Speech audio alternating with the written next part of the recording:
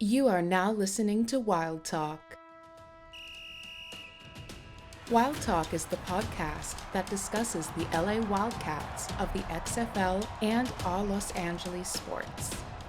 Produced by Alex Cauldron. With your hosts, Chris Rico and Gabriel Montoya. You are now engaged in Wild Talk. Boys, get talking. Welcome to Wild Talk. Well, I am producer Alex, and we're here with Chris Rico. Yo, what's good, y'all? And Gabe Montoya. Hey, what's up, Alex? Thanks for having me on the show, bud. Appreciate it. Even though I'm a host, and Chris will point that out, I still love being on the show. So we're testing out new radio voices this week. Yeah. I got to work on mine, dude. Let's hear it. I Try think it. I think my voice is kind of shot today. I was yelling at the TV pretty hard today with the Raiders losing. With the Raiders losing? The last game And then in I'm the still, black hole. And I'm still pretty, exactly. I thought your throat might have been messed up for what happened on Friday. Oh, bro. I'm What happened on Friday? Dude, I thought your throat would be I've been messed up. sober for a while, and then Friday, I finally cut it. I got really drunk. Really drunk. Well, his sister got married on Friday. We were at a wedding yeah. on Friday, yeah. It was a gotta good time, break man. it. We had a good time. It was a Yeah. fucking good-ass wedding. My radio voice is already gone. It was great. Like, we had some fun. I learned a lot about my friend. Yeah. Like, what the fuck? That's great. Yeah. No, it was good. It was fun. We can't speak about it on he said he's going to kill me if I say what happened. No, so I'm not gonna say. Okay, because Well, I had a sense all in I the gotta moment. say, I had a all I slight sense in the gotta moment. say is even thugs cry too. You know what I'm Yeah. saying? Even thugs cry. Ninjas cry on the inside. Yeah. But anyway, how's your guys'? We haven't seen Gabe for 2 weeks. Yes, so sir. Been What have you MIA. been up to? So I've been up to a lot. I was throwing up. Very, very sick. Everybody Oh. needed to know that. What'd you get or what? I just had a really bad cold, and then it combined with allergies, and it just like took me out big time. And The morphed in a perfect storm. Yeah, perfect bigger storm. monster. Yeah. And then I've been moving. So I've been moving my stuff to my new house. How's the new And house, dude? amazing. I New love, digs. Yeah. love having it. Moving from a duplex to a house. So having my own space with the garage and backyard and front yard. Ooh. You have a man cave? My garage will be my man cave. It's detached from the house. It faces the alley. The house faces the front. So it's basically like a whole new world. We're gonna get into that right now. Fantastic point of view. Yes. No one to tell us Gabe no, or where to go. or say you Hey, can't watch the game. A whole new world. We should have coordinated that. Oh my God, that would have been so cool. But yeah, so I'm gonna have to get you. I'm gonna get you a welcome home or housewarming gift, but to do with your man cave. Actually, I'm gonna get myself something I'll buy for myself for you. Oh, I appreciate that, A man. picture of Yeah. Alex naked. Butt naked. Did you ever see? You ever see it? Showing off his big wang. Did you ever watch the Drew Carey show? Yes. Did you ever see like remember the tall blonde dude? I don't remember his name. From Whose Line Is It Anyway? Yes. That guy? Yeah. Well, not Rex Kwando from Napoleon Dynamite, but the other guy. Uh-huh. And then he gave Drew a welcome or housewarming gift. Yeah. That was a painting of himself, not Drew, of himself. Right. And then Drew was like, when he's not looking, we'll turn it around. And when they turned it around, it was the back of him. That's funny. That would work.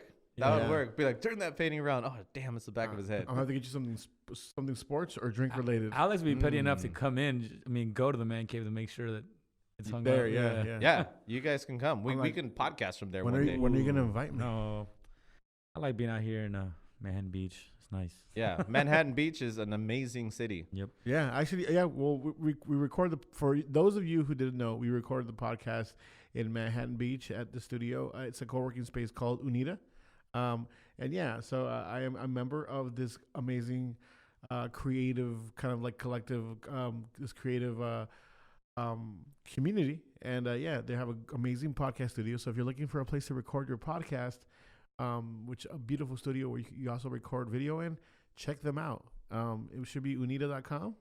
Sorry, unidaclub.com, or they're on all of the socials at Unida Club.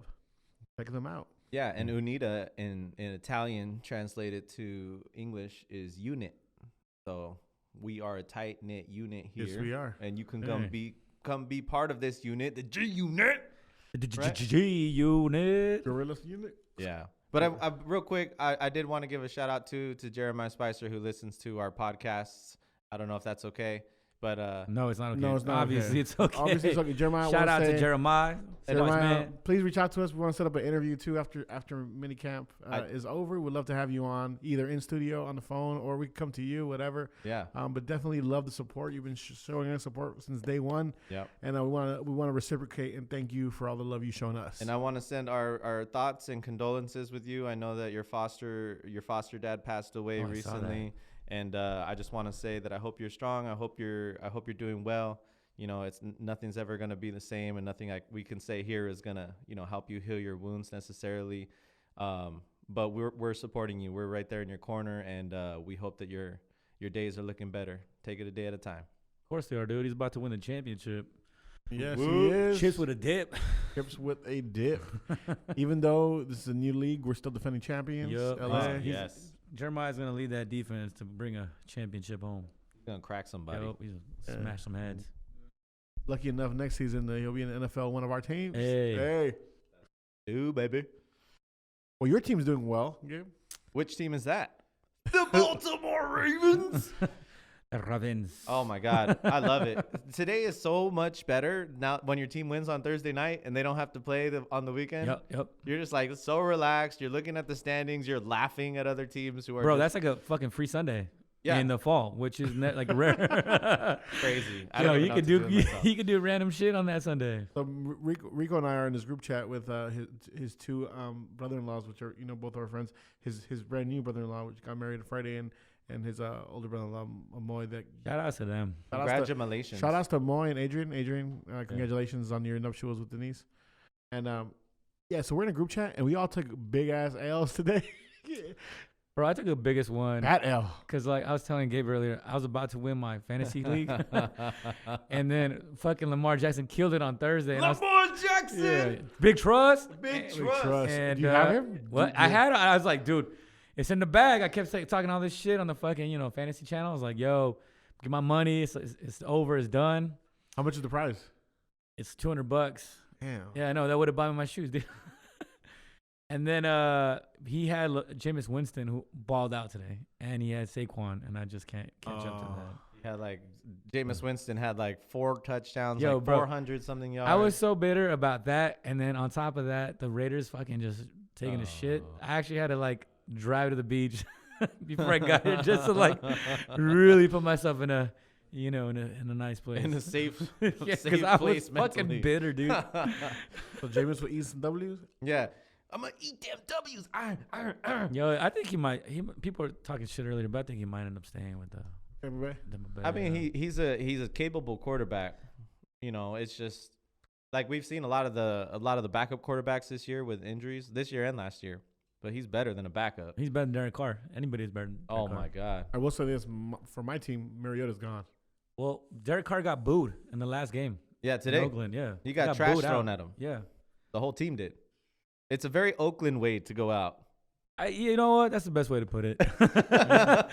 When they go out the blaze of glory, dude, it ain't gonna happen. You looked at me in the eye for a second. I saw a twinkle. I thought you were gonna argue with me. I was like, "Come on, man, that's Oakland." Nah, man. It's bitter. It's bittersweet, but we just lost our biggest brand of California football. Yeah, at least after the Wildcats.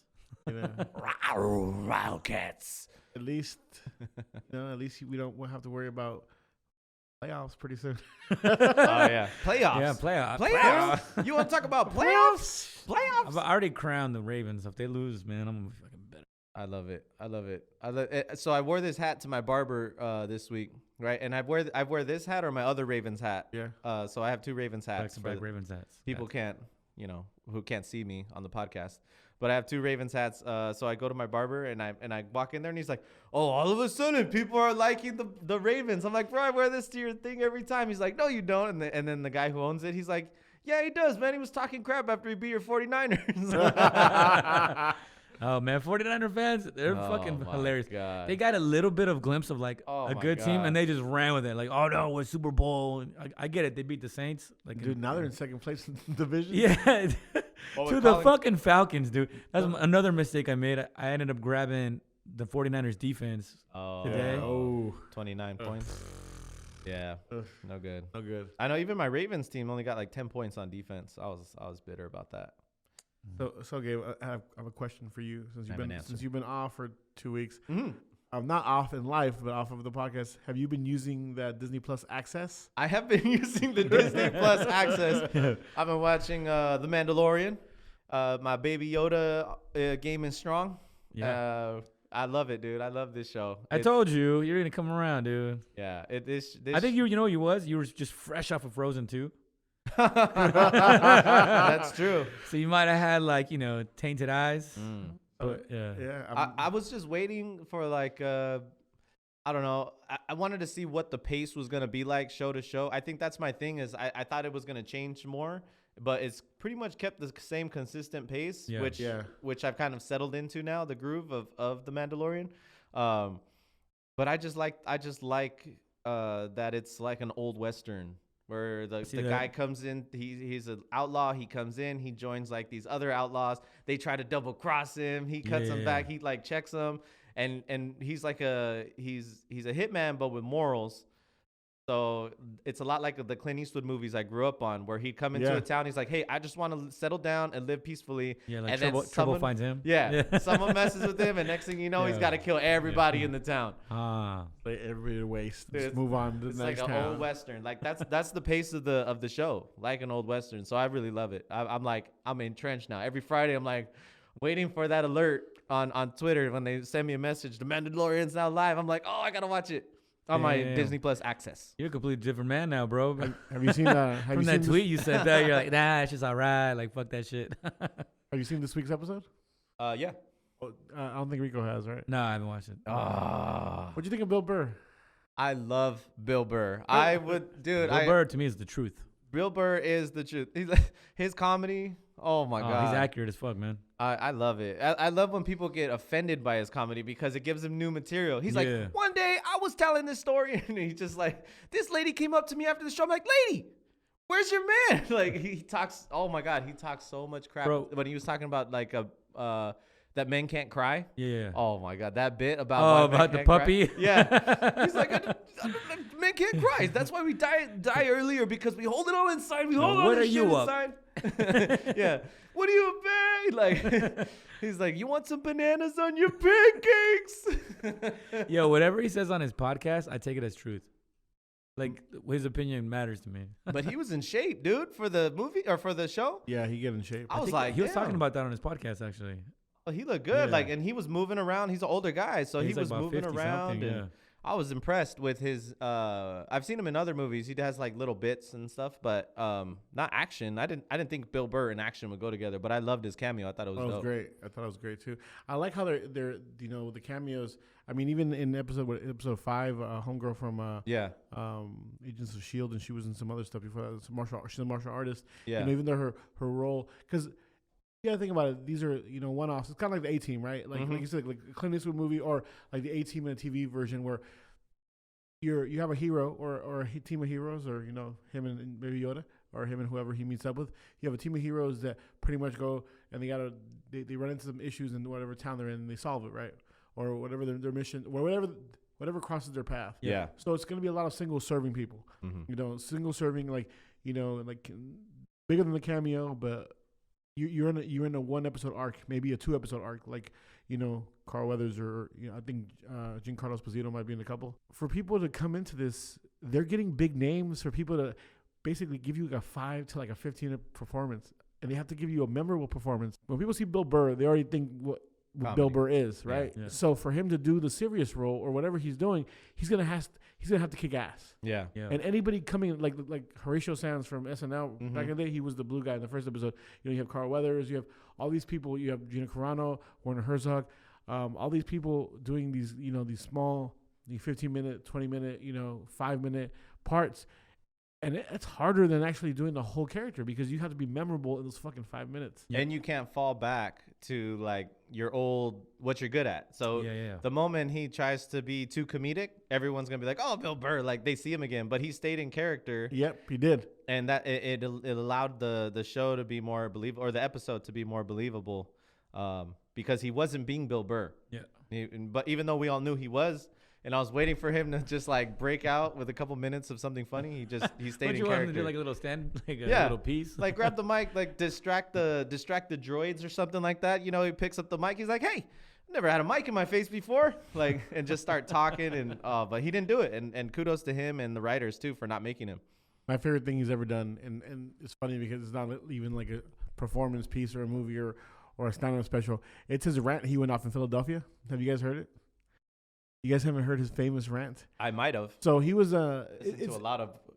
It's on YouTube. So he was on a comedy, like a comedy concert event, kind of like, I would say, like something similar to Oddball or, you know, any comedy like festival, right? So they were in an amphitheater in Philadelphia. I think they were on tour. And it was a whole day of comedy. He says when he got there, people were fucking tailgating. He said, "I've never been to a comedy show where people are tailgating." That's awesome. It's by the time the first comic went on, everybody was shit-faced, just drunk. Yeah.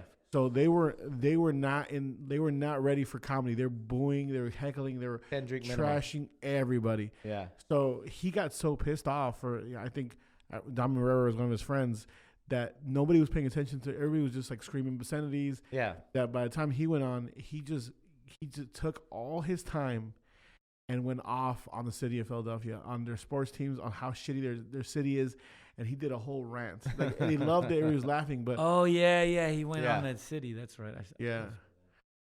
He called them racist for having a statue of Rocky, even though what's his name, Smoking Joe Frazier's from the city, but they couldn't give a statue to a black guy because they're so racist. Oh wow! And how everybody there is gonna die of heart attacks because of their diets. And yeah, it was just he's like you only have one bridge. He goes, what shitty city only has one bridge? The terrorists won't even attack you.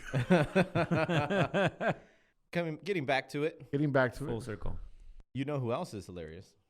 Some of the uniforms. Some of the XFL uniforms. But yeah, you weren't here last week when we did our uniform rating. So I wanted to pick your brain a little bit. What do you think? But let's go, because I know you actually sent a tweet out saying you didn't like the Wildcats uniforms, right? I said that they were underwhelming. Okay.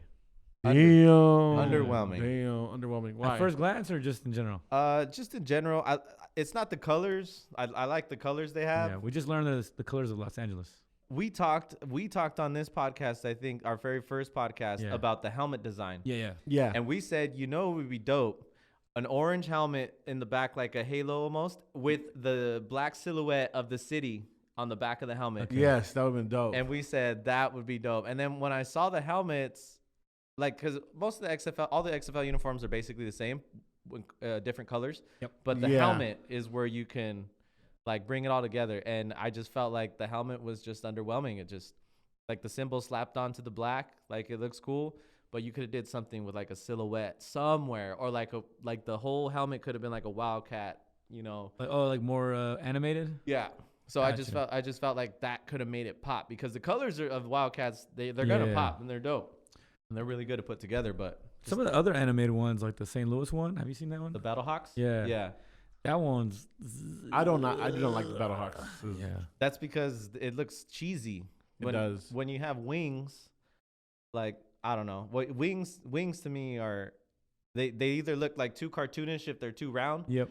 And then they look too like graphic designy when they're too pointy. Yeah. So you got to get them like exactly right. Yep. And so that's just something hard to put on a helmet. I think it would look better like on the sleeve, like on the outside of the sleeve with the sword that they have or whatever it is, the straight line with the wings, or like here. I think that would look good. I don't even know what their logo looks like. But yeah, it just that one just looked like too cartoonish for me. You know which one grew on me a lot was the Tampa Bay Vipers one. That's one of the ones that I like. I'm not in love with the color scheme. Yeah. That's what green's difficult. To be honest, I get the color. I get the people going on the colors. But I mean, to be honest with you, look at the Green Bay Packers. It's one of the biggest brands, and they have shitty colors. You know what I mean? And like a lot of football teams in NFL don't have a lot of good colors. Sure. Like red and gold. It's not fucking the greatest of matches. Who's red and gold? Niners. You know what I mean? Even like yellow and blue with the Rams, or with the Chargers. Yeah. I like yellow and blue with the Rams, though. I think the Rams colors. That's what I'm saying. I think right now it might look shitty, but in the future, as we get accustomed to it, you know what I mean? I think the Vipers one, that one looked too much like Oregon Ducks for me. And I think that's the thing is they needed to make it stand out. Like the Wildcats, that's what's frustrating about it because no one has those colors. Like no one in professional football has those colors. And so it was an opportunity, I think, to make themselves stand out. And I don't think they did. I like the Renegades helmet. Their logo's dope. I love their logo. I just don't like the colors, the blue and the black together. I like the baby blue and the black together. I actually like the helmet. The helmet is dope. Yeah. Because I like the Guardians logo too. The thing about the XFL, because somebody was like, there's certain college uniforms that are better than these uniforms. Right. But I really feel like the XFL had to kind of be a little more animated than the NFL. Mm-hmm. You know, it couldn't just been plain old boring. Right, colors. Like the Defenders one is cool. Yeah, the Defenders is cool uniform, but it's just way too plain. You know what I mean? So I can see where they had to like play with it, and I still think they're gonna change uniforms throughout the years. You know what I mean? Mm-hmm. But I think with the Wildcats, they did a pretty good job. Like overall, like. All right, who was your two least favorite, and who was your top three? For the uniforms? Yes. The Guardians, I like black. So the Guardians, the Seattle Dragons one, dude, oh my God. That helmet is fucking dope. I just want to buy a helmet. Dope. Yeah, their helmet's so dope. And it's really like detailed for a helmet. Very detailed. I really enjoyed their helmet. The way they did the dragon, even though, dragons have been done a lot before, it stood out to me. And then I know the Defenders logo to me is just it's so good. I think it's the best logo in the league. It's just so good. It's so simple. Like it is. It's a dope uniform. Yeah, and it's so they did good. It's just a little too plain for me, but yeah, but it's good. It's better. Less is when it comes to the Defenders. I would say less is more. I would rather them build up and add to it than just to like make it too much right away. Well, they're only two colors. I know they're red and white, right? Yeah. So that's why I love their logo because it works and it looks like a superhero team logo. Right. The Guardians is the only one I was kind of like disappointed. I felt like it could have been a little more. It was a little plain, but like not exciting plain. You know what I mean? I like black, so for me it spoke. To, but yeah, I know what you're saying. So for you, it was the Guardians, the Dragons, and the. For me? Yeah. The DC. And your least favorite? The Battlehawks, like I said, their helmet looks too cartoonish for me. Yeah. And their whole uniform is just doesn't do it for me. I talked about this before the last time I was on the Houston team, the Roughnecks. Yeah. Roughnecks. Their logo is just too Texas to me. Like the oil thing with the H in it. Like but the thing is like the logo doesn't go with the uniform because the uniform seems a little too patriotic. Yes. With the chrome helmets and all that. I can't get over it. It's just it's too Texas for me. Like that's what I'm saying. Like I don't know. Well, it is the Texas colors, right? I know. Yeah. You risk alienating your own fan base, I guess. And then the Vipers, it looks too much like Oregon for me, and I don't really like green unless it's like a bold green with like another bold It's growing on me, dude. The other thing about the Houston ones, the same colors as the Texans too. Yeah. That's the only thing I don't get. It's like, why would they pick the same colors? Because Texas likes certain things. Yeah, red, white, and blue, baby. All day. Yeah, but I mean Dallas, they got their own colors. It's Dallas though, man. Dallas and Houston are a different vibe. Yeah, it's true. Well, I guess. Yeah. Mark Cuban is in Dallas, and I don't know what that has to do with anything. Yeah, I was gonna say. But he's a And Dallas did beat the Lakers, so maybe there's a connection there. Yeah. Yep. Yo, boy. Dude, that guy's amazing. Luka Doncic. Oh, did you see his speech in Mexico City? Oh, my God. Yes. And left Blake like, Hola, amigos. Hola, Mexico. Viva Mexico, way. Hola, Mexico. He's like, ¿Cómo estáis? I was like, oh, he's speaking Spanish. Spanish. Castilian. Spanish. Castilian. They should have, I don't know. Whoever set that up was fucked up. They should have. It reminded me when France won the World Cup. When they were on whatever. What's that? Vine or whatever. The live video feed. One of those apps that does like videos. Uh-huh. They're on one of those apps. Oh no, I think they were on like Periscope. No, I think they were on Facebook Live or Twitter. Live. And somebody brought in a Chato hat to the locker room. I don't know why there would be a Chato hat in Moscow, but I think I do know because they love Mexican culture in Russia, which I learned. And then Griezmann put it on, and because he played with Vela before, he was like, "This is for my friend Carlitos Vela." He's like, "Viva Mexico, way." But there's a funny way that Europeans say "way." Yeah. Because it just makes me laugh every time. So when Donald said that, it sounded very like, European. Yeah. Viva Mexico, güey. The way he says it, but it's With still the G, yeah. But it's still because everybody in Europe learns to speak Castilian, and the way they pronounce that is a little different because for us it's slang. Yeah. Yep. Yeah, but I thought he left. They're sneaky dangerous, man. He left Blake in the dust, man. Blake, I love That's Blake. like when you're doing like a presentation in front of the class, and the person in front of you goes up there and kills it, and you're like, great. or you're at a karaoke bar and the person in front of you kills it, and you're like, oh my fuck. God. That's the worst. It's the worst. You're like, oh, I'm gonna go do my cover of Wonderwall, whatever. Right. Somebody gets up there and just like belts this ballad, hits every note, and you're like, well. It's like the Whitney Houston. That's the only time. Like the only two scenarios where karaoke's good. Like you either got to be really good or really bad, and if you're anywhere in between, it's like okay, like next. yeah, exactly, right. If like you're really bad and you have a good song. Right. If you're anywhere in between, you have to pick a really good song that people will like. Yeah. Because if not, if it's some whatever song, no one will pay attention to you. Oh, you also can't do a rap song. You can just do tequila unless you can rap. Like unless I don't mean like you rap in the shower. I mean like you legit can rap. Like you've been a rapper before. Yeah, dude, that should take skill. Yeah, because it's bad. I've done rap songs when I'm drunk and I'm like, it's so bad. Yeah, being drunk is bad. So let's get to some XFL news. Being drunk is bad. Okay. So our first news bit is being drunk is bad. No. So something that came out, and I think we talked about Trent Richardson. But something I didn't know is Johnny Manziel tried to get into the league, into the XFL in the supplemental draft, and he was passed on by the league completely. That's good. I like that. You don't think Johnny Football has any football? No, because he's too gimmicky now, and I think by the looks of what the XFL is doing, like as far as like blocking NFL or blocking the CFL.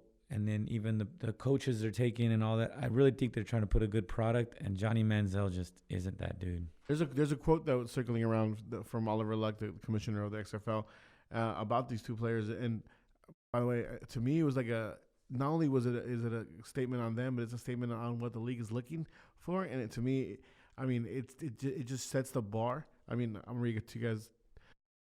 This is Oliver Luck on Johnny Manziel and Trent Richardson. I would argue that players we have are better than those guys, to be honest with you. Johnny has his own history, and we have coaches from the CFL who have seen him close up. I watched Trent when he was with the Colts, and I watched him when he was in the AAF. He was in the draft pool. Coaches and scouts looked at him and didn't think he was going to help their team. I think the guys we have on our teams are the best 560 that aren't playing in the National Football League. That goes kind of back to when our first podcast when we were talking about Trent Richardson. Oh, no, sorry. We were talking about what kind of league the XFL is going to be. Right. And I think this just shows that they just don't care about these dudes anymore. Washed up ass NFL players, or and you could even see because they could go back and start grabbing like not Chad Ochocinco, but right. Des Bryant or something like that, and they choose not to. They choose to go with quality guys, And again, he's right about that in the sense of like the scouts looked at him and they're like, and there is probably better talent out there. Yeah. Johnny Manziel is not an end all be all. You know what I mean? He didn't even help his like Canadian team. I mean, he's a Heisman Trophy winner. Yeah, I know, but he didn't even help his like AAF team win. He was a Heisman Trophy winner. But so was Tim Tebow. Was he in the? Was Johnny in the AAF? Yeah, he was. Yeah, he was with. But he didn't even start. I think they like took him out. Right. Yeah.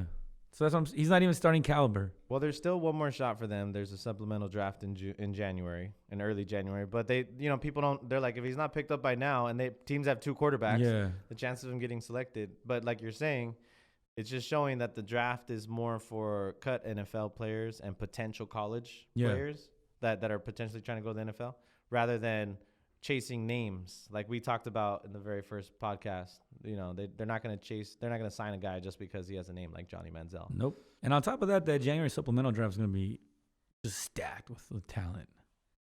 All these dudes from the NFL that are, they're not making the playoff lists and nope. Yeah. It's going to be stacked. They don't want to bring their contract up for the next year. And because I was really thinking, I was looking at, I was listening to a bunch of other podcasts talking about the QB battles. And I really thought about the Josh Johnson against Luis Perez, because that's the one that they seem that they give the upper hand to Josh. That's the biggest battle. Yeah, that's the one that they're like, they don't, because Luis's background, he doesn't have like an extensive background like Matt McGloin with the Guardians. He was with the Raiders for a long time. Landry, not Cordell Patterson, whatever.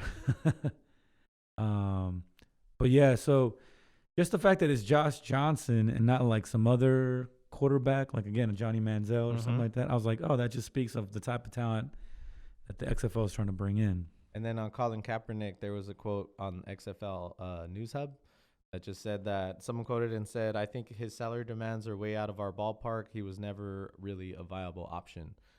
So in case people are listening and wondering, what about Colin Kaepernick? His salary demands are there's so much there that I don't even want to get. Just, I mean, I support what he stood for 100%. Or when it kneel came, for? yeah. But what exactly? But what his play wasn't all that great. People have to come to grips with it. I mean, that's obviously opinion based and subjective. But I definitely think that when he was let go of the league, or when he didn't get re-signed or whatever it was, obviously his play wasn't that great. Now, could he turn it around? Hey. Oh yeah. I believe he get a second chance. Oh, yeah. He could get a second chance, but he's gonna have to play ball as well. He can't, if he's gonna want to come to, let's say, XFL or somewhere else. Not going to be able to get what he was getting or what he wants to get in the NFL. It's something completely different. So, I do, even though I was mad at Stephen A. Smith for saying some of the things he said about calling after the workout, because I think the workout was a sham. If you want to, you're going to have to play ball at some point. And the NFL didn't do anything to you.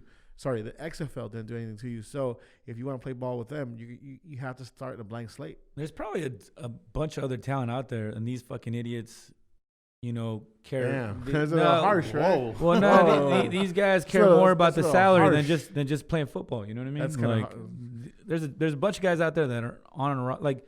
That's Chris Rico talking. What's that punter? Marquette King. Yeah. Those humanoids. He decided to take a pay cut, and he got paid out by the Raiders. So he decided, like, I need to get back into football to get back into this. Yeah. So there's a bunch of talented ass dudes out there that just fucking leaving money on the table, or like leaving money on the table, We are a rated PG show, guys. Yeah. Not picking up a contract with the XFL because they want money. Sorry, rated G, gangster. G, PG, pretty gangster. Pretty gangster. Yeah, I mean, it's definitely, again, if we're gonna be a league that is going after young talent that's either gonna be ready for the NFL in a season or ready for the NFL in 2 or 3 seasons, definitely you can't keep bringing this attention to the league. And if these players are going to have to get to these positions, they're going to have to need playing time. And if they're battling against a player that's an ex-NFL name that has some controversy or has some, and the last thing you want to do is when you're building up a player and this early in their development, you have to bring them around the circus. Yeah, and again, a lot of these guys, their attitude's probably because this is either the second chance or the last chance. Yeah. Last chance, Yeah, they're probably taking a different approach to this league, unlike Johnny Manziel that. He's just being probably an idiot out there. So definitely has baggage. Yeah. So the moving on from the player pool, the XFL official rule book comes out this week. Yeah, I'm kind of stoked about that. Las reglas. So I've heard a lot of stuff. So I've heard some things are official, right? Like I know they were the 3 points, 2 points, 1 point. 3 points, 2 points, 1 point is official, and the moving it's gonna be a faster paced game. Yeah. And the overtime is official, correct? Yep. And there's movies after every game? There's movies after every game? Yep. Yes. Is that official yet? No. Dang. Not set in stone. Okay. Not set in stone, I think it's an idea they're throwing around. There has to be football movies. Mm-hmm. So, like, Remember the Titans, Necessary They're Roughness. Is that Necessary Roughness? They're going to start previewing Mandalorian episodes. Oh, yeah. I like that. Remember the Titans. I mean, are we expecting something to be drastically different than the NFL? Yeah, hell yeah. And at one point, does it get gimmicky? No, I really don't think they're trying to be gimmicky, man. So do you think all the changes are for the betterment of football? Is there anything that you've heard before the rule book comes out? Yeah. If there's anything, is there anything that you've heard rumors, maybe it's a rule or not, that you don't like or you don't agree with? So I'm just going to say this real quick. The NBA uses the G League to test rules before they take them to the NBA. This is a good opportunity for anything that the NFL wants to tinker with as far as rules to put them in the XFL. But for years, like the G League's operating on this, they're going to try this new thing where you get however many free throws you get. Like, let's say you get fouled shooting a 3 or you get fouled shooting a 2. If you make the first one, they both count, or all 3 counts. So this is something that they're tinkering with that they might put in the NBA, which is crazy to me. Like, that's one of the most dumbest things I've ever heard. Like, yeah, it just sounds you like have to make your free throws. But it's all part of like wanting to speed up the game. But if the XFL or NFL wants to tinker with the rule, I'm sure they're in there with Vince McMahon and saying, "Hey, look, can you try this out for us? We want to see if this works or not." I don't think so, dude. Hey, first of all, I would rather have the one. If they're gonna change any free throw rule, I'd rather have the 1-1, where if you don't make the first one, then that's it. It's over. You don't. Whoever get gets the one. rebound. Yeah, yeah. That's to me. That'd be better than speeding up the game. Yes. And second of all, I think that's a good idea, man. I think tinkering, trying things out in the XFL would be perfect to see. But I don't think they want to be NFL's bitches, dude. And on top of that, the NFL's getting worse in a lot of ways. I don't even think it's about being NFL's bitches. I mean, if you're gonna be a development league, it's more of a partnership than just feeding players. If these players are gonna come to the league with these new rules, they already know them, so they're gonna be ahead of the game.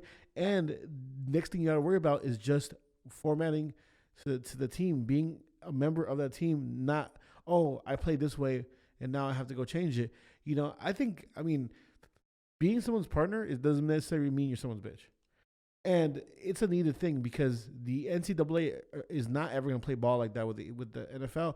I don't know how the relationship is. I know there is a respect there, obviously, because of the money. And they're not competing unlike the old one. They're not competing. Yeah. They're working together.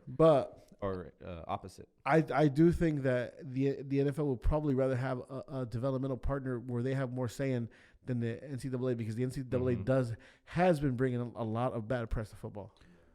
I mean, just safety alone. If the NFL's got a bad rap for how the whole concussion thing and trying to cover things up, but just imagine all the bad rap now that the NCAA is getting because they allow all these Division I powerhouses to play like Division II, III schools just for money.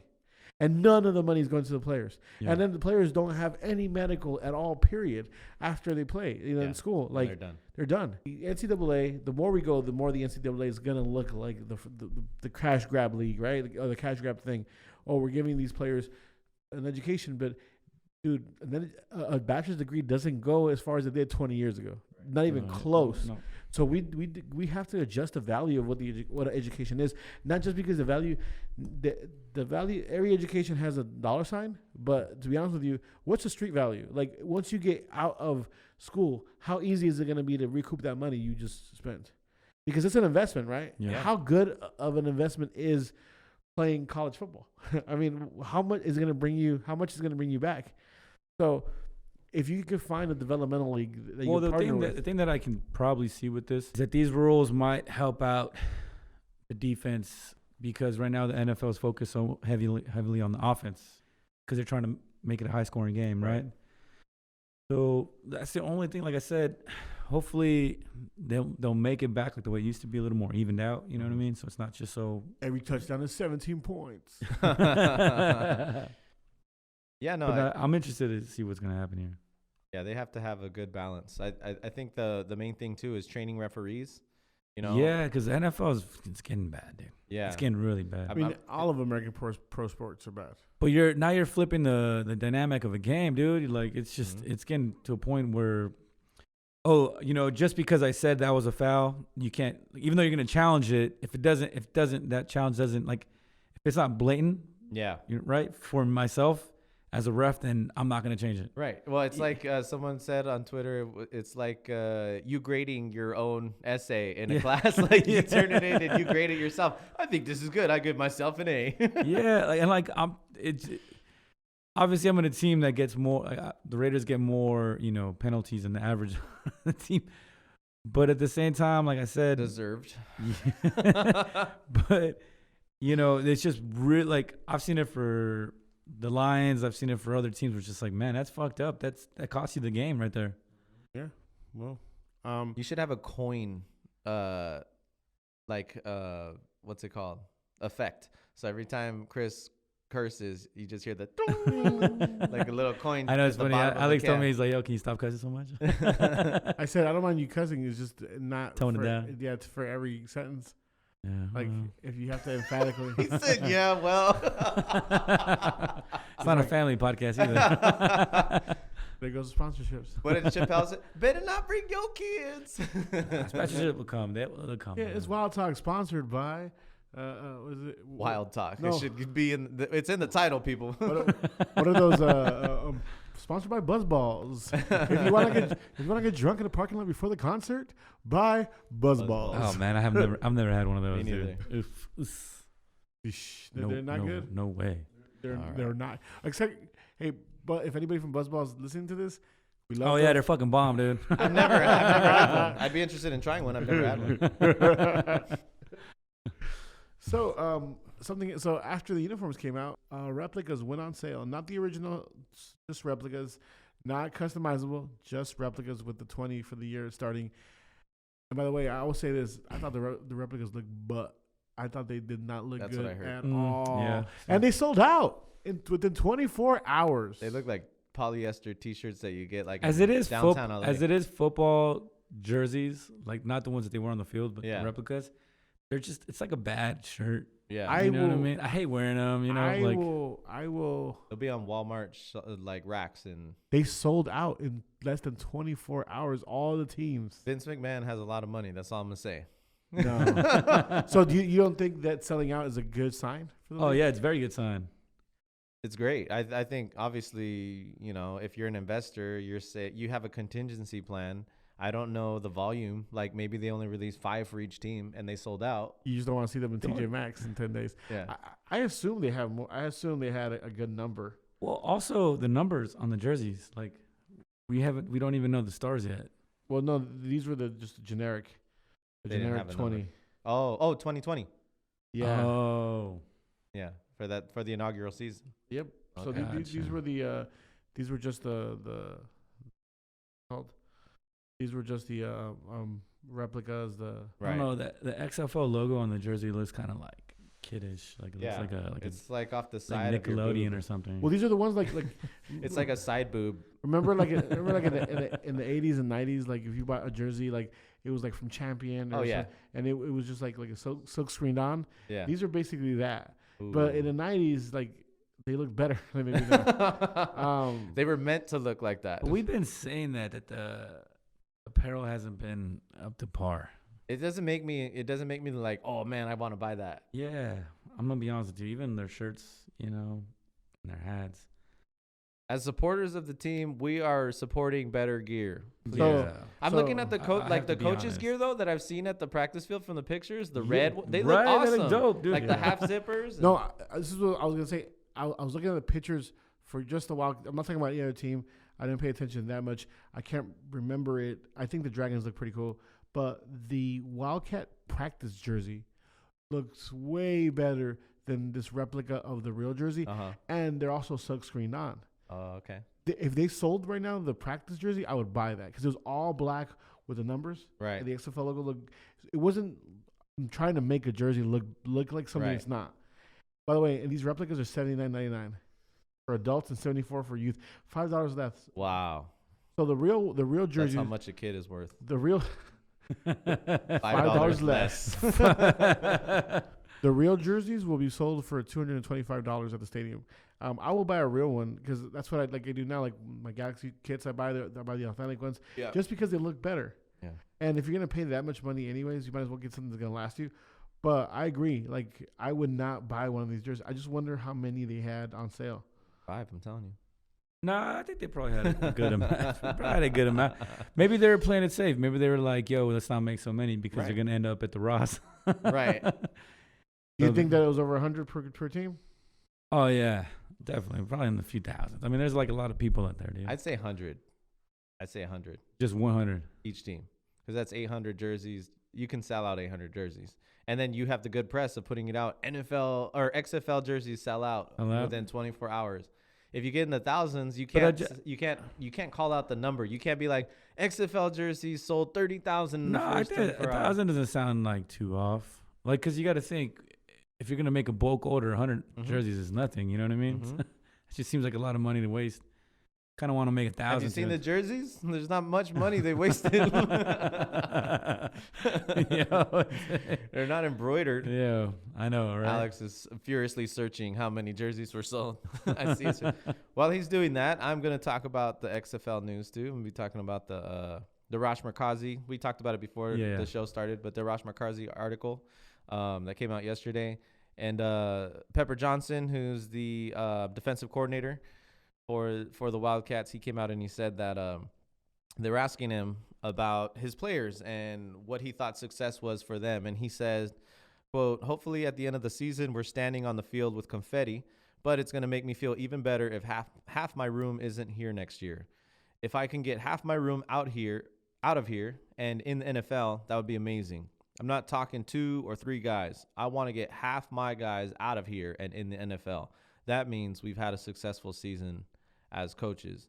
These guys want the opportunity to play in the NFL. I know they don't want us talking about that, but those are their dreams and goals, and rightfully so. It's my job to help them achieve those dreams and goals."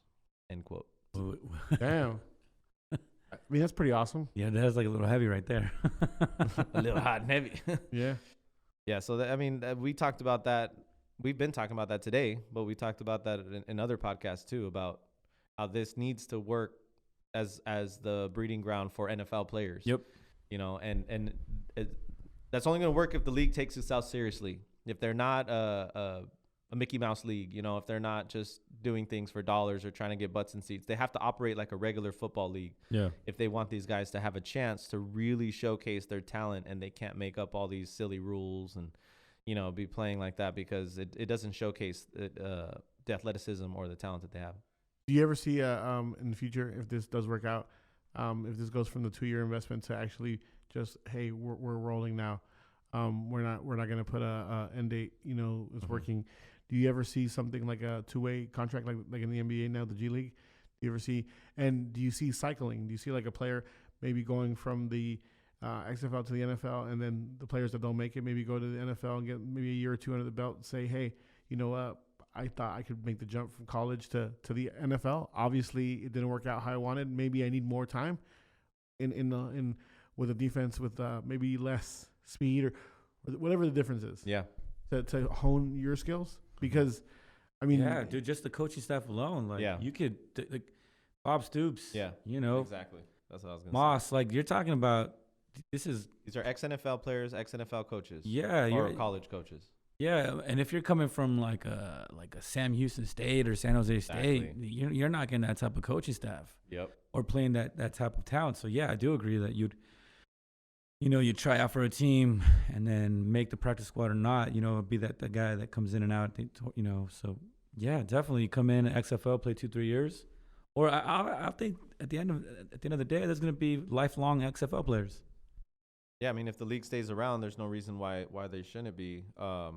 I do like your comparison with the G League though, as far as they do have those 2-way contracts. I think that NFL teams might want to adopt a XFL team in their area, and so that in the off season, the guys who maybe were on practice squad all year, they get affiliated. Yeah, they get affiliated. They get to play for the local XFL team.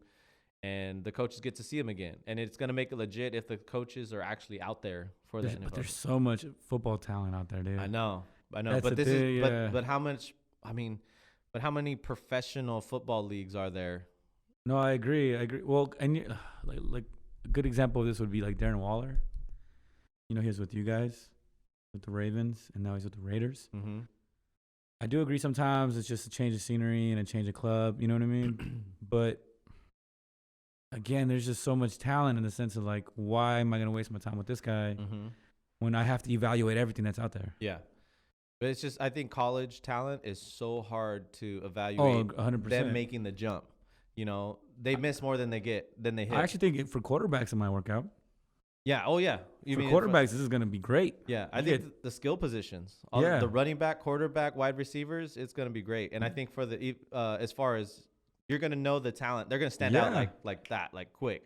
I think for the other guys, it's going to have to take like a whole season of watching them, you know, to be like, okay, we can bring this guy on our practice squad. But those skill position guys, they're going to know in a second. Yeah, because you're going to have to dominate. Like, if you're a quarterback, you're fucking just crushing it. Right. And again, I think it's going to happen. Yeah. You'll probably get these 5-star recruits that say, fuck, you know, going to college and let me just go straight to the XFL, knock out 2 years there, better coaching, you know. Tom Brady was the last pick in his draft. Yeah. If the XFL was like it is now, and next year Tom Brady doesn't get that last pick in the draft, and then what do you think he's going to do? He's going to stop playing, and if he still wants to play, he's going to go play in the XFL. Yeah. And then people are going to see it's Tom freaking Brady. Yeah. And see him killing it, and then he gets the opportunity in the XFL. So I think it's a great safety net, and a second chance for these college players who maybe didn't get scouted properly, or they feel they're going to be able to come in and play with the chip on their shoulder, you know, and say I should have been drafted. And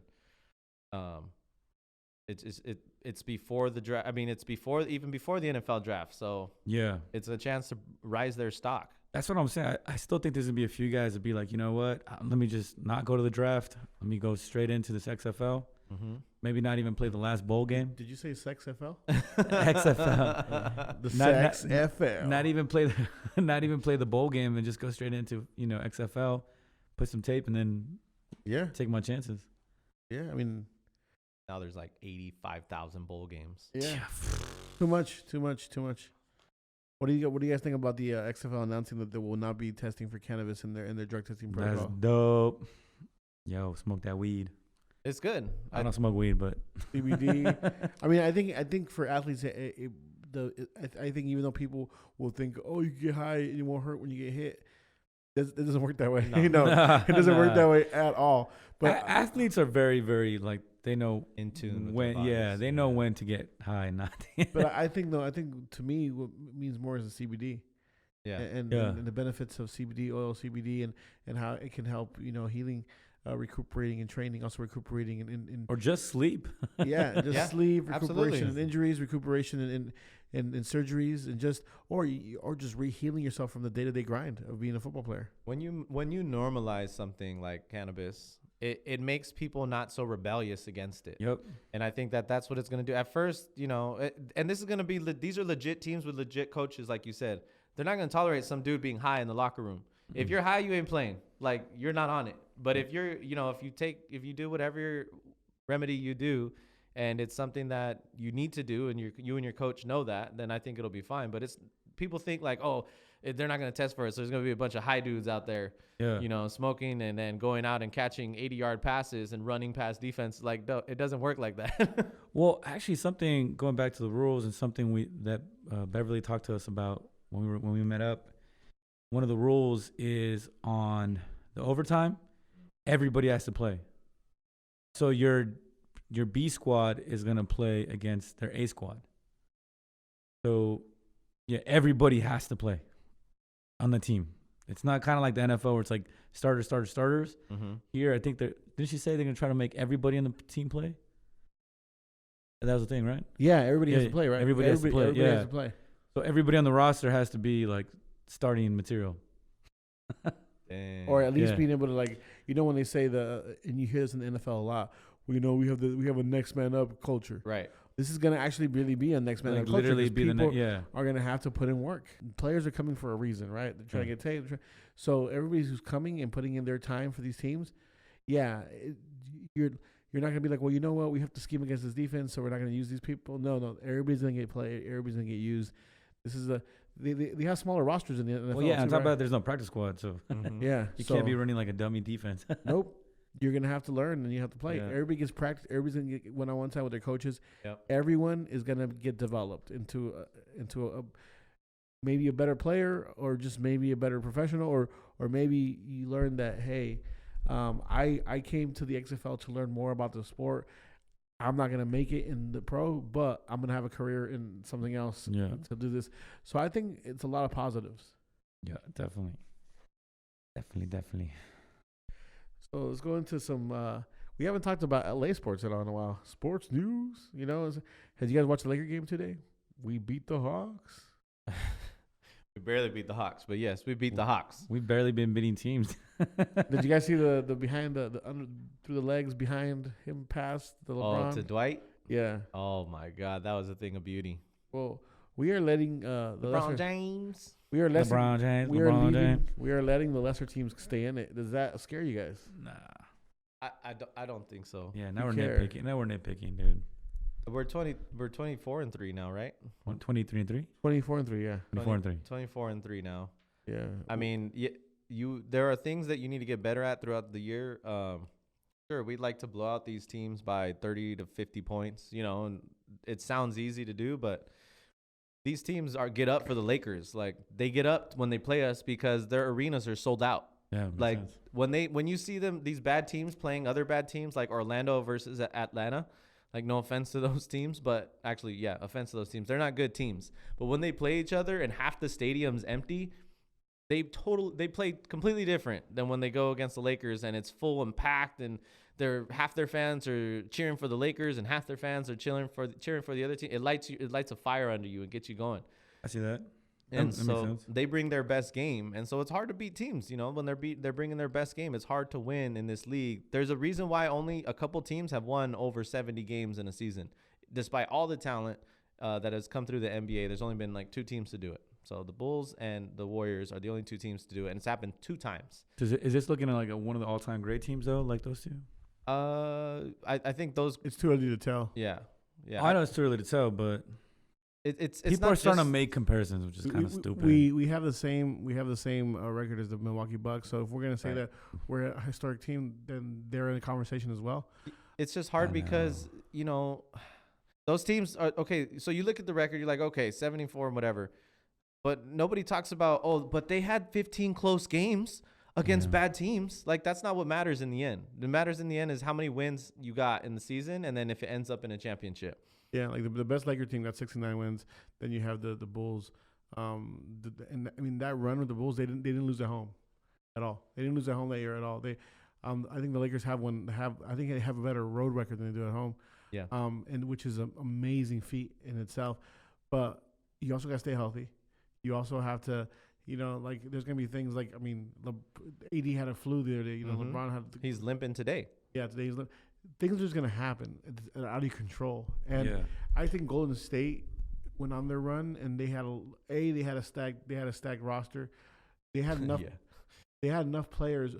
I think they were a little more stacked in the bench than the Bulls were, just because if you look at that Bulls team, which I probably followed every game that Bulls team that year, just because I was at that age where I just watched NBA all the time.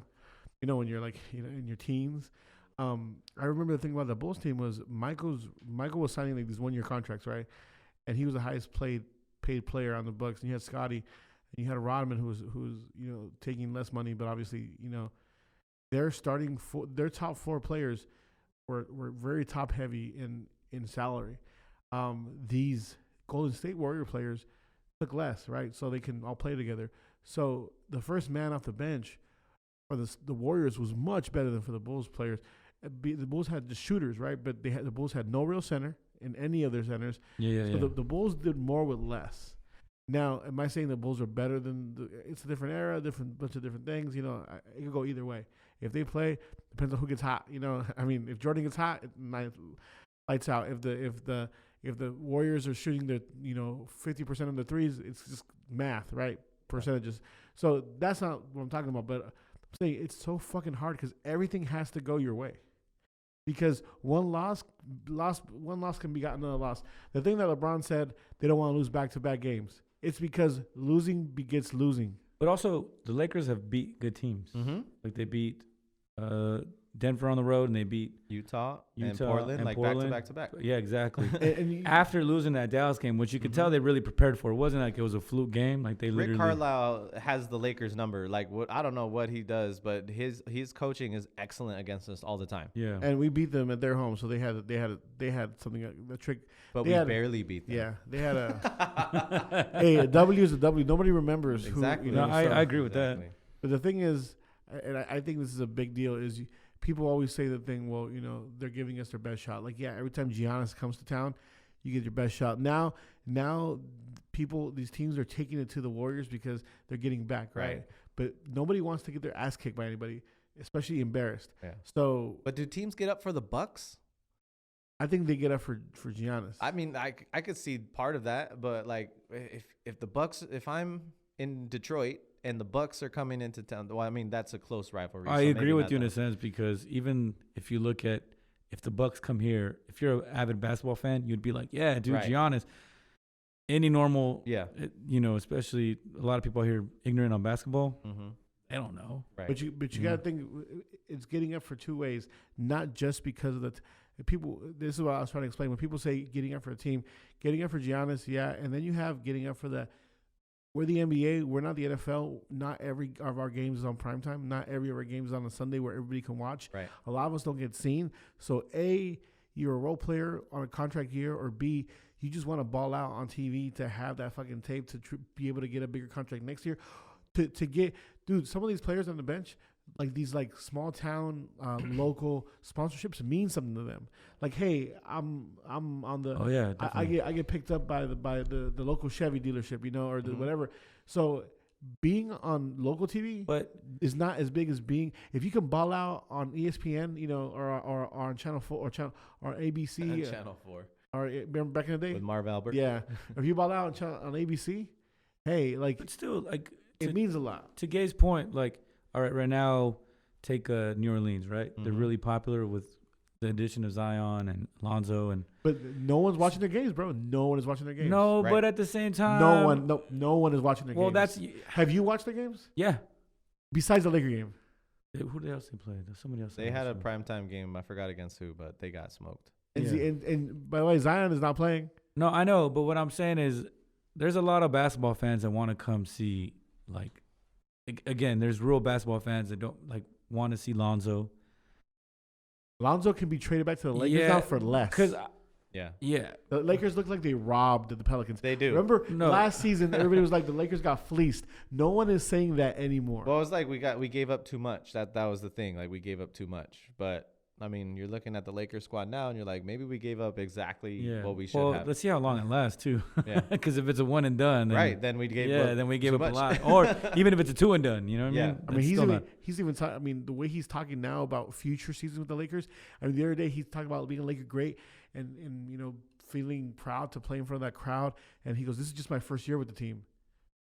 Yeah, I mean, but a lot changes though, man. That too. Like Kyrie Irving said, "I'm not leaving," like straight up to the Boston crowd, and then the next time he talks to them, he's like, "I'm out." Like, I'm out. Yeah. What players say? Yeah, that Boston the Boston crowd. I mean, I think our Laker crowd, and even the Clipper crowd. Mm-hmm. I even say this. I think it's more inviting than playing some East Coast cities. I don't think anyone will get booed or have trash thrown on him in a Laker game as Carr did, or that's a completely different story. Or with the LAFC game. It's indoor versus outdoor. Yeah, that's just the way it went down. And LAFC game. Just the way. But even when Dwight was here, like Laker. Oh my God. Laker fans love superstars, right? Because that's just it. And Clipper fans love superstars because they haven't had any. Yeah. And let's be honest, everybody. Okay, Corey Maggette. Since Lob City, from Lob City till now, they've had superstars. Before that, Danny Manning was pretty much the biggest player. I mean, Michael Owocandi. Yeah, I mean, we foster this, and when the Clippers come to town, the Lakers come to town. Elton Brand. It's going to be a big. Good. Elton Brand was a really good Clipper. It's going to be a big thing. I do think Milwaukee, maybe not for the West Coast teams, but I think on the East, Giannis is an important thing, and they'll get up for those games. Maybe. If you're guarding Giannis, you hold him to like 20 points and you drop like 50 on him. No, certain players would, but I mean, it's not about just the players getting up. It's about the crowd getting up for that game. I was gonna say, I think the Clippers got blown the fuck out by Milwaukee. They did, and that's even to that point. They didn't care. They thought they were gonna walk in there and who do they want to beat more than anyone? No, but it wasn't a Milwaukee Clipper thing. It was the way the Bucks saw it, and they even talked about it. This is the guy who eliminated us last year from the playoffs. Kawhi Leonard. They Right. wanted to But that's the thing. Going to his point, they showed up. They said, "Fuck this fool." for a player, yeah. Yeah, well, for a player, just for anything. Like that's what I'm saying. They show up for the Clippers. you want to be that team that beats good teams. Like again, we just said the Lakers wanted to beat the Jazz, they wanted to beat Portland, and they wanted to beat the Nuggets. I mean, you gotta beat you could everybody. see in Fuck those it. games that they were up for that. Like you got it. And then that's why AD was so pissed off about the Dallas loss because he literally showed up and they lost. Yeah. Yeah, It wasn't a fluke game. He literally showed up and they just got their ass whipped. and you can't take these. Like I was listening to the ESPN radio today, and there were some people calling in all pissed off, and they're like, "Oh, that's not going to fly against the better teams." It's like, who's to say we don't play better against better teams? I agree with that. Like, Too. I agree. I agree too. Like I was reading on Twitter. Somebody was like, "Oh, we beat this team by this much, and the Clippers beat them." It doesn't matter. No, You just gotta do win. You do win, you do whatever happens during that game. It's not like the NFL where they have 16 games. They have literally 80 games, so they can take a few nights, And they're in the slow lane. Or like the Clipper Right. thing. Clippers have played 28 games. Let's Right. get to the next one though. Rams Chargers. Clippers have played 28 games. Lakers have played 27 now. More back to back. Is that a big deal? Like no. By the end of the season, everything's gonna level out. I'm just saying. Look, if you look at this month's results for the Hawks, right? They haven't scored less than 100 points all month, and going into all month, and that's 1, 2, 3, 4, 5, 6, 7, 6 games. They go against the Lakers today. What happens? They hold them under 100 points. Like the Lakers hold them under points. But before that, the Hawks are scoring 135, 136, 122, and then they go against the Lakers and like, bro, you did enough to win, and you held a team that scores a lot of points to a little bit of points. You did fine. Yeah. All right. I think the Lakers are fine. I think, of course, man. They're more than fine. I think the Clippers are fine. Who knows if they're both on historic runs, but they're definitely fine. Yeah. Moving on to the other LA football teams, both of them got destroyed today. The Chargers lost to the Vikings at home, A good description. 39-10, and the Rams got beat in Big D after Big D had lost 3 games in a row, Yeah. 44-21. What the hell? Rams have no identity, dude. No. They have no idea. What are they this week? First off, I knew they were going to beat the Seattle Seahawks. Quick side question: Yeah. Did the Rams just give Jarrett more life? Because I called that he was going to get fired, and he hasn't been fired. Who? Sean McVay? No. The Cowboys coach, Jason Garrett. No, I think his yeah, ass. yeah. I think his ass. Did the Rams just give him more life? Because they looked Nah. like world beaters right today. I guess They looked them. I mean, they look like world beaters against the look at Rams. the score. Yeah, but the Cowboys are gonna fucking lay an egg and not go anywhere anytime Anything soon. that can go wrong will. Yeah. I mean, the winner of that division might have a losing record. Yeah. They- like They play each other, right, next week? No, Eagles for and the finale, Eagles. I think. Yeah. So, Okay. Yeah. but the Rams, man, they have no identity. They're good one week, they're bad the next. Like I don't. Todd Gurley rushing yards today. Leading rusher on the team. 11 carries, 20 yards. Wow. I mean, And last week he dominated against the Seattle last 2 Seahawks. weeks. Yeah. I mean, a lot of teams in the NFL have that, where one week they look like a world beater, the next week they suck. So half the NFL has no identity. But they're from a team that was in the Super Bowl to this. This is a huge fall. Yeah, but if you're gonna put the Rams against the better teams that are out there, like they're not gonna beat them, dude. And even today's team, like I know they beat the Seattle You hate Seahawks the Rams last week. for No, I'm not even taking that angle right now, dude. I'm just being honest. Like right now they have 6 losses, right? So that's pretty much That's done. They're done. yeah. They're Mathematically they have to this- win they're out. not making the So, playoffs. but again, if you put them against the Saints, even last year they barely beat the Saints with that call, or the missed penalty. So, to me, that they're still, like we've talked about it before, it's a team that is built completely wrong. And that's what we're going to get next year. And the Chargers, fuck, I don't know, man. I don't know, because the Chargers, you look at them and they should be better than they are. And every year it's like they are slow starters. But Phillip Rivers, 28 for 39. No, they're already eliminated. No, I know. Yeah. 28 for 39, 307, 1 touchdown. I mean, that's not the stat line of a washed-up player. Yeah. I think, does Gunslinger, man. Does Phillip Rivers need, like you said, a change of scenery? I think the Chargers need a change of Someone's quarterback. going to need to do it. Someone's going to need to pull the plug. Either Phillip Rivers needs to walk away or the Chargers. But at the same time, it's funny, we're going to open LA next year with these 2 teams, dude. yeah. And like I've been saying, I forgot. I thought I was talking to you guys, but I guess not. I was like, dude, you do whatever you can to get Cam Newton to the Chargers. Yeah. Like, you got to bring. Like it or not. I love it, dude. I'm like, yeah, he's so Hollywood. Or like, he's so LA. Start dumping contracts and get him out there. Bro, the guy who makes his hats is in Southern California. So he sends his hat maker like inspiration on how to make his hat, like a photo or so whatever, and then the hat maker makes his hat and then ships it to Carolina. Cut the middleman out, baby. Just come to LA. Your hat maker is already here. I have season tickets next year. I would love to be. You know what? I would buy in more to the team, like cheer for them, if Cam was on my team. Bro, Melvin Gordon, Keenan Allen, Cam Newton. Don't get me wrong. Nah, I would even try to pick up another running back. I respect Philip. So do I, man. And I would applaud him every time. If he's the quarterback next year, I would applaud him every time he comes out. But I would feel much more fun if it was Cam. Not because of anything. I just think that his tenure, at some point in the relationship, you've been together too long. You just need something different. Yeah. Man. Let him go. Hey, let him go trade. Let him go back to Carolina. He's from Carolina, right? If you're the Chargers, you just say, hey, look, we want to change. We want to change, but we want to do this respectfully. What do you want? Like, what would make you happy? We want to make you happy. And if he's like, staying here is going to make me happy, I'd be like, nah, bro, like, you don't get it. You're not going to stay here. Yeah. But you have a choice of where you want to go. We want to make it happen. And then just make it happen, whatever you got to do. Because there's a few losses that you can chalk up. That there's at least 3 or 4. Every season, though. Yeah. You could be like, that was you. How many times have the Chargers started off the season slow? He's like not been that good, and then they come back and almost make the playoffs the last few weeks, or squeeze in the playoffs the last few weeks, and it's like they don't have very many seasons where they're consistent the whole way through. Yep. I say we do it. Hashtag Cam to LA, Wildcats, Chargers, Rams. It don't matter. Just come to one of our teams. Cam Newton. He's hashtag camming. Camming. Oh wait, no, you'll probably find a lot of other things if you hashtag camming. Don't hashtag camming. Well, my last bit of LA news. So the Dodgers have not made any waves in the free agent market. Speaking of Hollywood, besides signing the A's closer, which I think was a decent signing. He didn't have the best of years last year, but I think he still has some skill in him.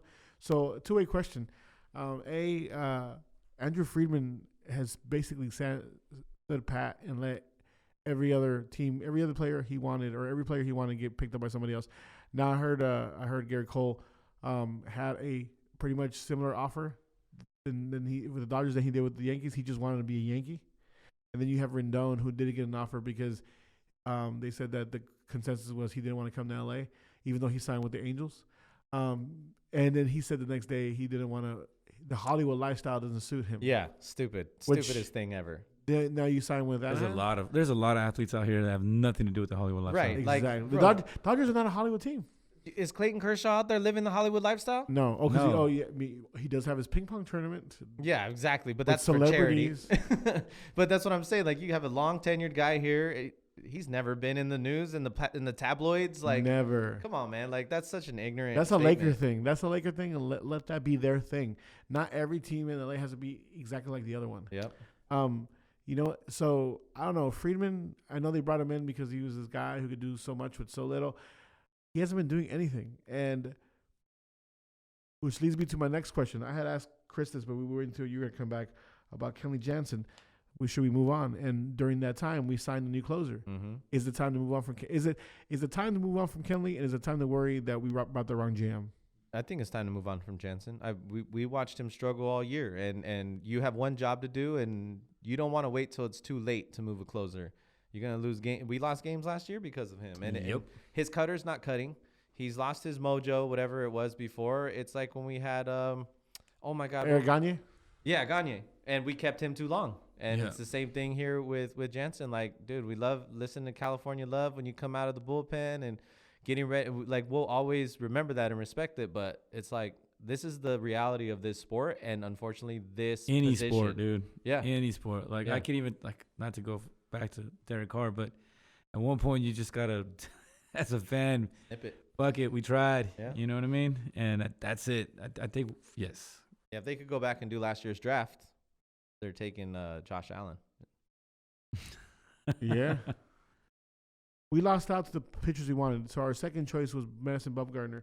He just got signed by the D-backs while we're sitting here. Yeah. He got signed by the D-backs. Oh, really? Yeah. Right now? Yeah. They announced that Bumgarner is going to the. So Bumgarner and Greinke are with the Diamondbacks? Yep. Wow. I know. It's I don't know, man. Being a Dodger fan, I'm starting to get worried because this team. 85 million, 5 years, dude. That's it. Yeah. Yeah, I know. I know he didn't want to be a Dodger anyway, but Well, no, he's friends with Kershaw. And the Dodgers wanted him as their second choice, so it's up to him, I guess. I wonder if it has to do with the California prices, man. yeah, I don't doubt it. Like the Yeah. taxes and everything here. Well, Rendon said that one of the reasons he didn't want to come to California anyway was because of the state taxes. Yeah, because in Arizona you can buy a fucking. Oh wait, Greinke's not with the Diamondbacks anymore. He's with the Astros, right? Oh shit! Yeah, or he's a free agent. Yeah, they like traded him in the. They did. You're right. They did. So, have you guys been checking out the mini camp in Las Vegas for the Wildcats? I've been following it. Have you guys been following it all? I just sent you guys a no looker. Yes. The no looker Josh Johnson. From was awesome. From what you guys have seen, what do you think? Not only from the Wildcats, but from their teams and also from the league, is this starting to look like a real thing? Hell yeah! Actually, even some of the we're talking about that, right? The training camp, the quality of the training camp videos. Yeah. Like they're actually like NFL level. But the only thing is there's not enough like news on it, you know what I'm saying? Like beat writers or anything yet, you know? Well, I know the yeah, that looks dope, huh? I know the Wildcats are looking for a beat writer. I don't know if they found one because I was looking at their careers and it's not. But I was gonna tell Gabe to go after that job. I'm right here. I'm for hire. If you guys need a beat writer, I will beat it. Beat it. Beat it. Beat it. He'll beat it good. No, But that's a big thing to me. Like the visual of being a football player and the visual of being a football team is big to me. And yeah, you can get players in the weight room or you can get them whatever, but you have to. There's a certain feel to being a football player, and the XFL didn't have it just yet. And I wasn't gonna discount it because obviously it's new. I had no basis to go on, but after looking at all the teams' minicamp photos and just their videos, it seems like it's starting to feel like an actual football league. Yeah, right. That's what I'm saying. Like more and more, I'm impressed by it. Some of these players are big boys, man. Oh yeah, they got some big boys out there. And what you want, because obviously, you got to sell the sizzle before you sell the steak, right? You got to sell. Ooh, I like that. That's what makes it happen when you hear that. Yeah, you don't go to Outback for the blooming onion. But man, watching some of these players, I'm excited. I really think that the on-field product is going to be much better than what we saw in the AAF. Like I said, with the quarterback controversy in Los Angeles, I just wish there was more, information out there about that. To see who's actually winning, who's actually making plays out in. Well, I know it's just mini camp, so right, but maybe during actual training camp. Mm-hmm. I think we'll get a closer look. Also, I think Beverly in the front office said that they were waiting. Beverly? No, what was her name? Sorry. Heather. Heather said that they're waiting for NFL season to end so they can start picking their beat writers. Cool. Maybe I gotta get you your information over to them. Let's go. Gabe. Real quick though, what I was gonna bring up is so the season kicks off February 8th. So we're like 2 months away? Yeah. Yo. Less than 2 months away. A little bit less, yeah. So our first game is in Houston, Saturday, February 8th. Houston. It's on Fox. So we have a quadruple header the first day. Yeah. We got Seattle at. It's on a Saturday too, right? Actually, we have two double headers, a Saturday and Sunday. Yeah. So Saturday, February 8th, we have Seattle at DC on ABC at 2 p.m. Eastern. Was that 11 a.m.? 11 a.m. Yeah. 11 a.m., which is cool start time. And then we got a 5 p.m. Eastern, which is a 1 p.m. Western. Mm-hmm. Yep, 1 p.m. 1 p.m. LA at Houston. And then on the Sunday. Wait, so are we gonna do meetup or what's the deal? So are we gonna go to the team? Are we gonna go to the game, or are we gonna do a meetup? I think the first one we should meet up with fans here. That's my opinion, but it's up to you guys. Because wait, are we gonna go to? You mean the showing? I want to go to Houston. Oh, you want to go to Houston or meet up with fans here, like at the official viewing party? Yeah, like or have our own viewing party. Have our own, maybe official Wild Talk viewing party. Maybe collaborate with the Wildcats. See what they want to do. I think we could just jump on whatever viewing they have, like their viewing party, just to kind of like get to know them and get kind of like we'll get like a Wild Talk shirt or something, or like a hat or yeah. And just wear it around and be like, oh, what's Wild Talk? Like, oh, we're the official podcast. We're not associated with the team, but we're a podcast for the team, and kind of like start to meet new people and get the podcast out there. But you can go to Houston. I know you like traveling. And he travels a lot. Yeah.